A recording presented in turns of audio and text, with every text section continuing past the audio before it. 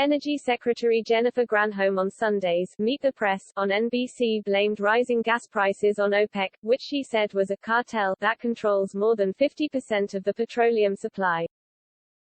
Anchor Chuck Todd said, "You talked about releasing some oil from the strategic oil reserve to see if we can bring down the cost. Is that something you guys are thinking about? Gas has risen, I think $1 since you took office, from January to now.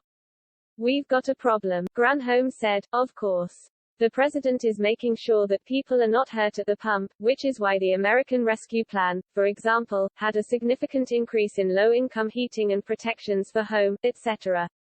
Gas prices, of course, are based upon a global oil market.